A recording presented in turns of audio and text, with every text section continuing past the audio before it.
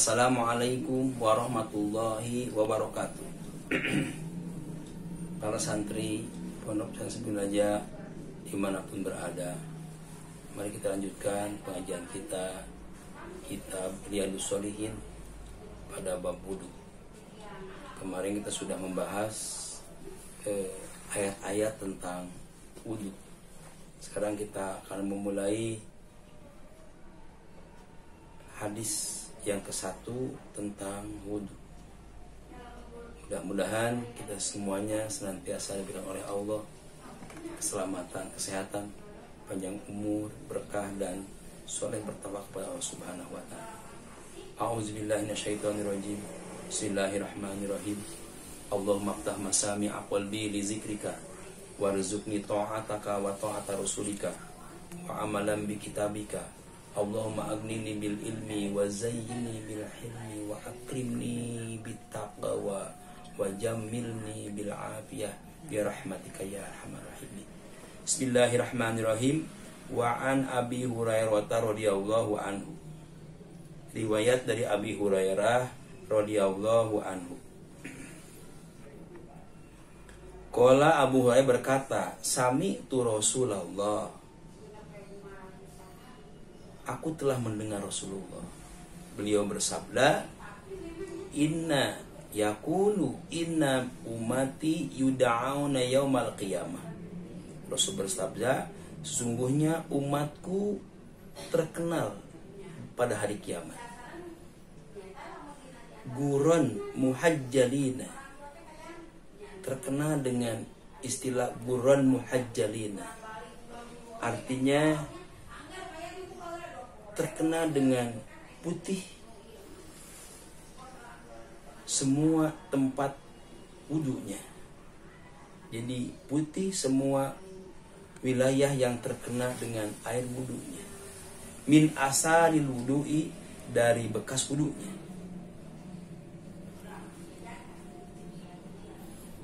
Jadi guron muhajjalina itu maksudnya putih semua bagian anggota badannya, min asalil wudu'i, dari bekas wudu. Berarti yang putih itu adalah bekas-bekas wudu. Jadi semua anggota wudu yang terkena air wudu, maka itu terkenal karena keistimewaannya. Bukan sekadar putih, tapi cahaya yang semerbak yang luar biasa. Faman istata'a minkum ayyutila gurratahu falyaf'al. Barang siapa yang bisa memperlebar gurahnya, kerjakanlah. Ini maksudnya bukan wudu harus dilebihkan, tetapi mungkin waktu pembahasan yang lalu saya sampaikan bahwa kalau di dalam wudu ini ada harus sampai ke sikut, membasuh tangannya, atau membasuh kakinya harus kepada mata kaki, maka tidak cukup sampainya, tapi harus terbasuh dengan sempurna. Artinya kalau harus sampai ke sikut, berarti sikutnya harus terbasuh. Misalnya begini, ini kalau mencuci tangan ini dalam aturannya harus sampai sikutnya, berarti nah kita kan sedikit supaya apa ya, yang dimaksud adalah sampai sikutnya, maksudnya sikutnya terbasuh secara sempurna. Maka itu berarti melebarkan gurot tahu, melebarkan gurah muhajjilinya, jadi melebar ke atas sedikit. Dan itu juga manfaatnya untuk menyempurnakan yang dipardukan, yang diwajibkannya. Supiki mengatakan kullu ma la yatatimul wujub illa bihi bahwa wajibun. Satu yang tidak sempurna kecuali dengan cara itu, maka dilakukan. Maksudnya kalau pas sikutnya, bagaimana kalau tidak sempurna sikutnya? Ini bisa menjadikan dunia tidak sah. Itu maksudnya di sini itu mengatakan bahwa manis tato'a minkum ayutila guratahu falyaf'al. Kemudian juga di wajahnya mungkin harus sempurna, di mana wajah kita Jangan sampai tekor. Ini masalahnya kalau tekor ini, nah bisa nggak sah wudunya. Karena harus membasuh wajah misalnya. Nah, kita harus paham mana wajah itu.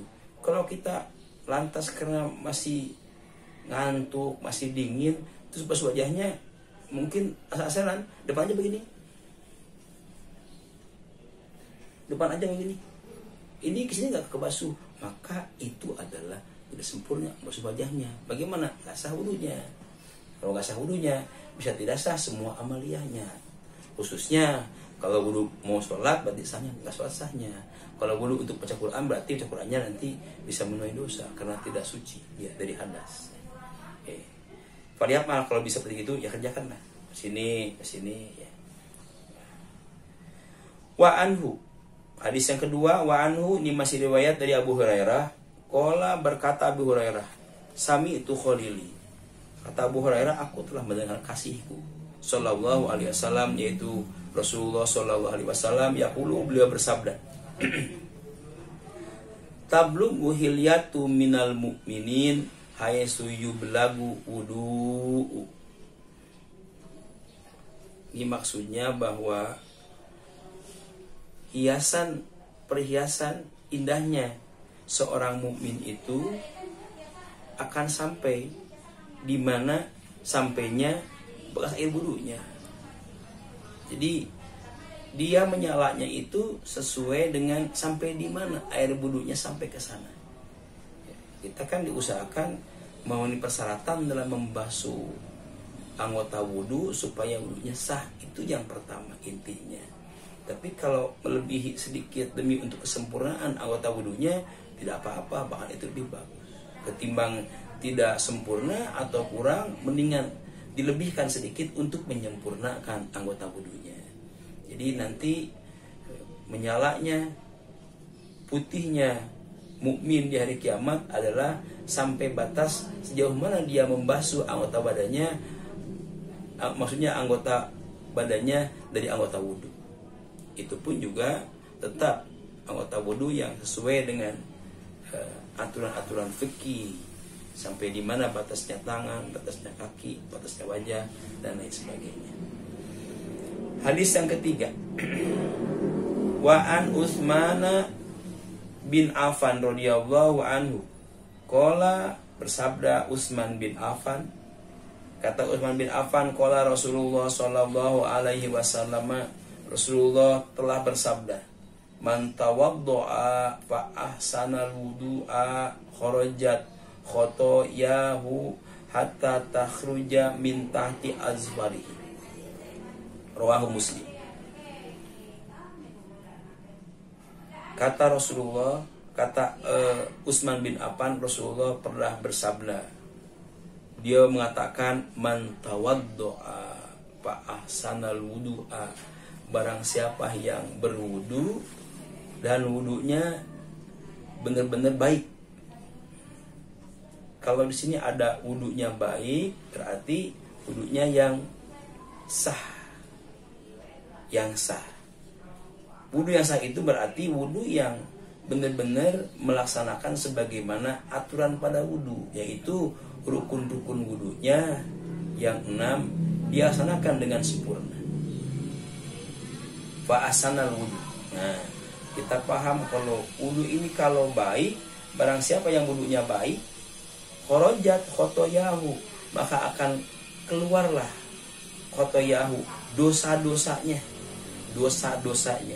akan keluar, hatta takhruja, sehingga keluarnya dosa tersebut min tahti adparihi, dari bawah kuku-kukunya. Ini kita harus membayangkan kan, ini merupakan suatu isyarat bahwa betapa dengan wudu yang baik wudunya itu, dosa kecil bisa dibersihkan. Kalau secara umum memang ada ayat yang mengatakan innal hasanati yudhibnas sayyiati. Innal hasanati yudhibnas sayyiati. Memang pada umumnya kebaikan itu menghapuskan kesalahan.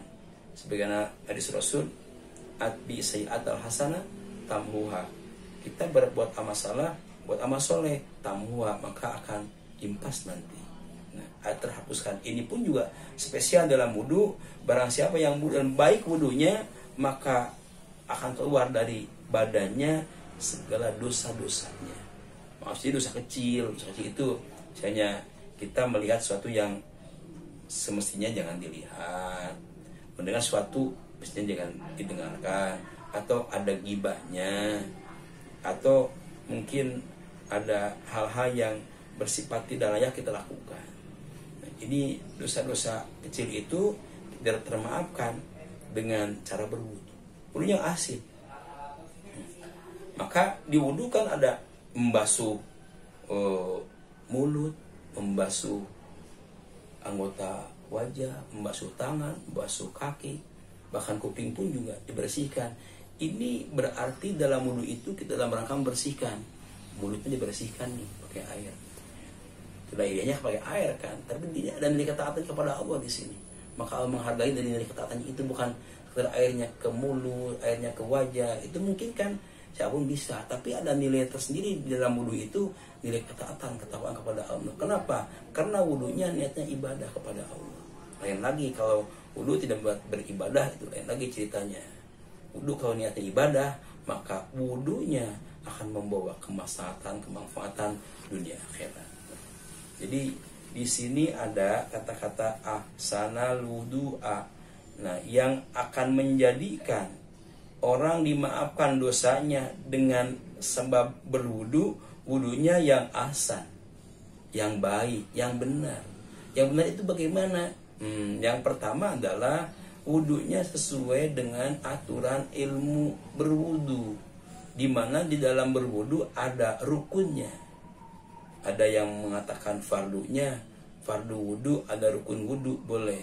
Intinya bahwa sesuatu hal yang harus dilaksanakan ketika wudu. Artinya kalau yang rukun itu dilaksanakan, maka tidak ada wudunya, tidak sah wudunya. Sholat dia nggak sah sholatnya, maka wudu itu kunci. Wudu itu kunci, walaupun wajibnya idopi barangkali dalam usul fikih, tetapi kunci. Kalau orang mau sholat, wudunya nggak sah sholatnya.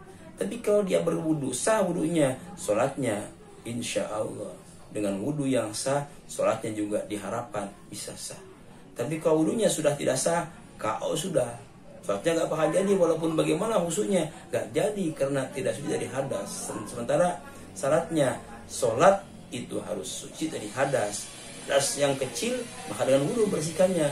Nggak sah wudunya, ya hadasnya tidak hilang, sholatnya tidak sah. Maka ini yang harus kita perhatikan. Jadi wudu ini seolah-olah suatu amal yang tidak seberapa, tapi justru hikmahnya, dan kalau tidak akibatnya juga ini bisa bermasalah dalam ibadah. Jadi yang pertama, yang maksud asin wudu itu adalah kita melaksanakan wudu dengan rukun-rukunnya. Wudu yang pertama adalah niatnya. Niat, kita tahu ya dalam hadis innamal a'malu binniyati wa innama likulli imri'in ma nawa, bahwa sahnya amal seorang itu adalah akan berorientasi kepada niatnya dia. Niatnya bagus, jadilah ibadah. Niatnya enggak bagus, nggak jadi ibadah. Maka yang pertama wudu itu supaya wudunya ahsin, wudunya bagus, maka niat yang tulus. Nah, sekarang kapan niat itu dilaksanakan? Niat itu dilaksanakan ketika wudu inda gusli awali juz'in minal wajhi. Indal gusli awali juz'in minal wajhi, yaitu pertama membasuh bagian yang pertama dalam wudu. Inda gusli awali juz'in minal wajhi, jadi bagian wudu dari wajah. Ya, mungkin ini dari atas, bisa dari atas nih, dari sini. Nah, itu kalau sebelumnya kita mengumandangkan niat dengan lisan, nawaitul wudu'a li raf'il hadatsil asghari fardu lillahi ta'ala. Kalau yang diungkapkan itu niat, tapi niat diungkapkan itu hukumnya sunnah. Karena mahalun niyati fil qalbi wa talaffudu biha sunnatun. Tempat nanya itu dalam hati, kalau mengucapannya adalah sunnah. Kalau seorang dia mengucapkan nawaitul wudu'a li rafil hadatsil asghari fadlullahi ta'ala, nah hanya di bibir, di hatinya nggak jadi wudunya, nggak asin tuh wudu. Maka berarti ketika kita berwudu, nah pertama dikumandangkanlah di lisan. Itu hukumnya sunnah. Penting, kenapa? Kata ulama fikih, di ta'awunil qalbi, untuk mengarahkan hati, supaya hati fokus. Diungkapkan di sini waktu wudu'a, hati kontak. Oh kita aku akan wudu nih. Maka ketika membasuh wajah, ketika pertama membasuh wajah, maka disinilah ketika sampai air ke sini, di hati niatkan. Mau bahasa Sunda boleh, mau yang tadi Arabnya udah kembali lagi di sini boleh. Pas ke sini, nawaitul wudu'a li rafil hadatsil asghari fadlullahi ta'ala, boleh. Atau orang Sunda misalnya pas di sini sebelumnya nawaitul wudu'a li rafil hadatsil asghari fadlullahi ta'ala, ketika ke sini di hatinya niat abdi wudu ngilangkeun hadas alit fardu karena Allah Ta'ala. Nah, bisa diulang lagi yang Arabnya. Pakai bahasa Indonesia juga boleh. Aku berniat melaksanakan wudu untuk menghilangkan hadas kecil fardu karena Allah Ta'ala. Boleh. Dengan bahasa apa saja boleh. Yang penting itu juga di sini, di dalam hati. Itu yang terpenting. Kalau nggak ada niat itu, nggak ada asin itu. Nah, jadi niat dalam hati. Niat di dalam hati bahwa kebah sudah mah niat abdi wudu pas hari ya. Pak niat abdi wudu ngilangkan hadas letik fardu karena Allah Ta'ala. Selesai ini. Diulang lagi 2 kali lagi. Kalau pada basuhan pertama ini ada yang belum sempurna. Nah, kurang airnya, nah di hatinya boleh nawaitu wudu lagi, atau bahasundanya niat abdi wudu ngilangkan hadas alit fardu karena Allah Ta'ala. Nanti ada yang kurang, tambah lagi 2 kali untuk menyempurnakan. Nah, maka itu satu season, satu rukun itu yang sudah ahsin. Nah, kalau lebih nih dari 3 kali, makruh yang keempatnya. Maka jangan sampai lebih, harus pas.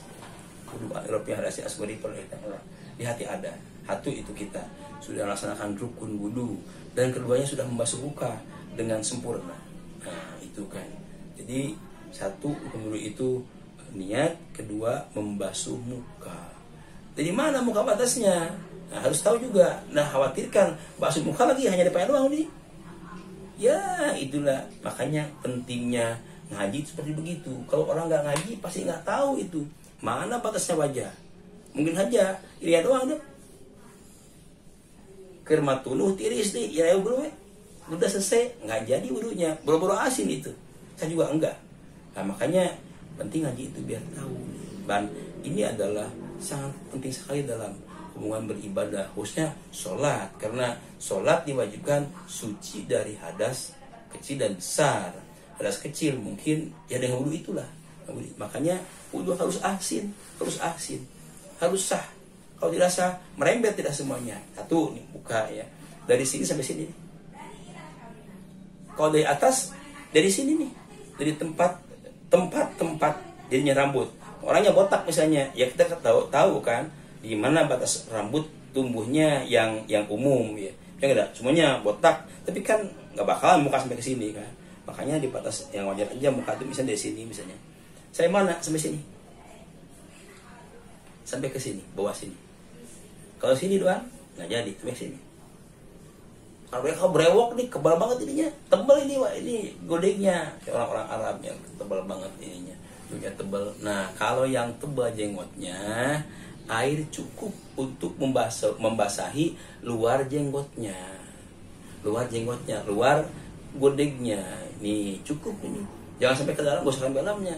Kalau jenggotnya kayak kita, jenggotnya 3 biji misalnya ada, godengnya juga nggak seberapa. Nah, kalau tipis godengnya, tipis janggotnya, kumis mah umum lah, nggak ada yang tebal banget lah, biasa-biasa aja. Maka kalau wudu itu kalau yang tipis wajib air tembus kepada kulitnya. Jadi wajib harus sampai kepada kulitnya, masuk ke dalam kulitnya. Ini juga harus sampai kepada kulitnya. Kalau janggotnya tipis, kalau tebal nggak usah, sempurna aja, cukup. Kalau alis Kalau hadis mah nggak ada yang tebal, tebal ya tebal umum lah, tidak seberapa. Kalau Jawa kan ada yang tebal sekali, mungkin air kalau cepetin ke sini nggak bakal masuk ke dalam, cukup luarnya aja. Itu bagi orang yang tebal jenggotnya dan tebal gudegnya. Itu berarti kalau sudah seperti itu, nah, ya tahu dari mana kita dari ngaji. Berarti ngaji itu kalau ngaji bab hal yang hukumnya fardu ain, ngajinya fardu ain tuh. Bisanya nggak fardu ain, mengamalkannya pun juga fardu ain. Seperti bab wudu ini kan, fardu ain orang wudu kalau untuk sholat. Sebab sah sholat harus berwudu untuk menghilangkan hadas kecil. Maka wudunya harus asin, tidak asal wudu. Tuh diantaranya adalah membasuh wajah. Itu baru satu rukun wudu, 2 rukunnya, niat dan membasuh wajah. Nah, itulah barangkali yang bisa menjadikan wudu seseorang asin. Yang kedua, mungkin waktunya ini sudah cukup nih ya.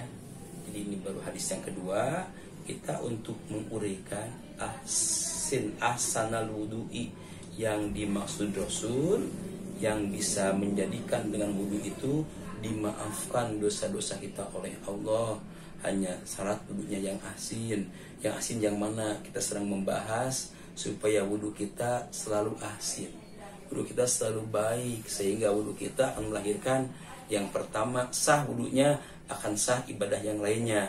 Yang kedua, dengan sah wudunya, maka berkah wudu yang sah itu Allah maafkan kepada dosa-dosa kita, khususnya dosa-dosa yang kecil. Saja saya kira untuk pertemuan kali ini hadis ini belum selesai nih ya. Kita ingin berusaha untuk menguraikan sejauh mana maksud asin ini, sehingga kita tidak asal sekedar tahu asin ahsanal wudu'i, tapi diuraikan yang seperti apa asin itu. Nah, kita sedang membahas itu. Mudah-mudahan menjadi ilmu bagi kita untuk beribadah kepada Allah, sehingga dengan ilmu lah kita beribadah. Harapan kita ibadah kita diterima oleh Allah Subhanahu wa taala. Terima kasih. Billahi taufiq hidayah. Bismillahirrahmanirrahim. Alhamdulillahirabbil alamin ala kulli hali wa ni'mah. Subhanakallahumma rabbana bihamdika asyhadu an la ilaha illa anta wahdaka la syarika laka astaghfiruka wa atubu ilaik. Wassalamualaikum warahmatullahi wabarakatuh.